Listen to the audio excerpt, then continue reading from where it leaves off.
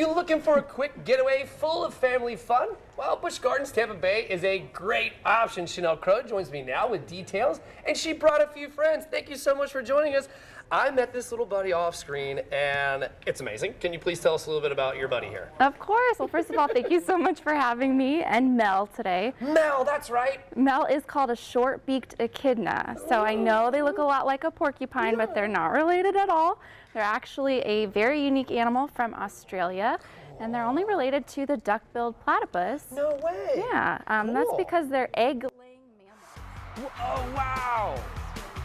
Oh, look, it's time for Jack's Jams. That's in a minute. We're still here.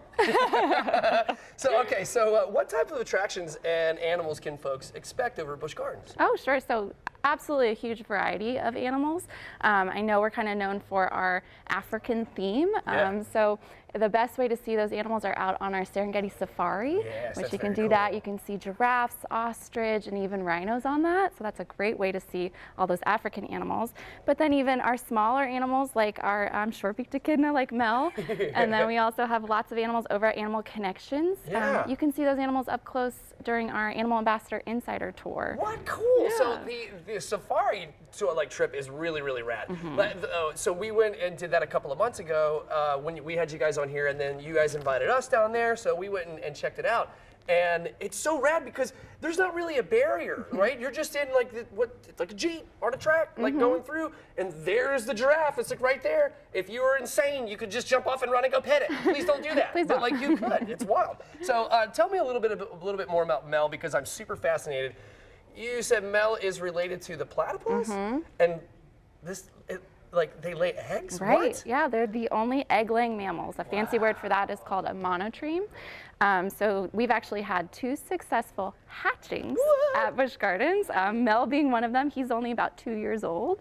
So it's really rare, really unique. We're really proud of it. So definitely stop by Animal Connections and take a look at him. That's so cool. Okay, so talk to me a little bit more about your job, right? Like how cool is it to work at Busch Gardens with these animals? And then kind of give us a little bit of an overview of what you do. Sure, yeah, absolutely. So I grew up in Sarasota, actually, so I came to Busch Gardens quite a bit as a kid. I always wanted to work there, always wanted to work with animals, so I'm really happy that it kind of came full circle for me.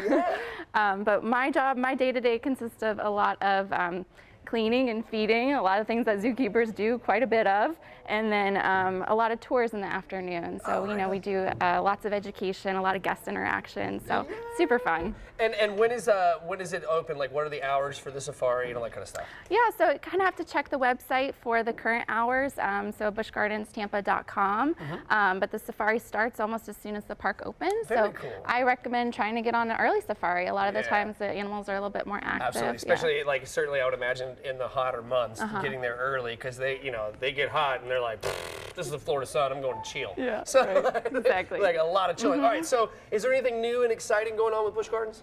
Sure. Well, right now, obviously, we are celebrating Halloween. That's right. So it's pretty fun, pretty amazing. If you're interested in seeing the houses and some of the entertainment, it's incredible.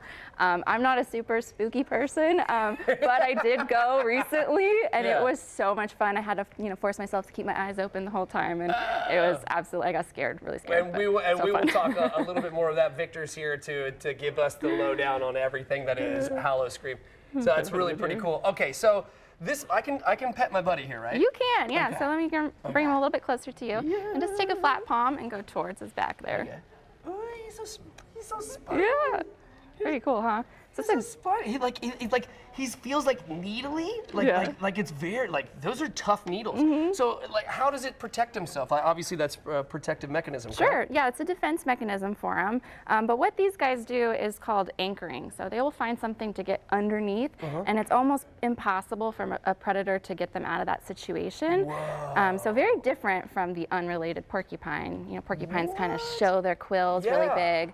And these guys are more of that flight response. Okay, all right, very cool. I really appreciate you bringing this little buddy on. Mel, you are the business. I really think you're great. And then obviously, guys, stick around because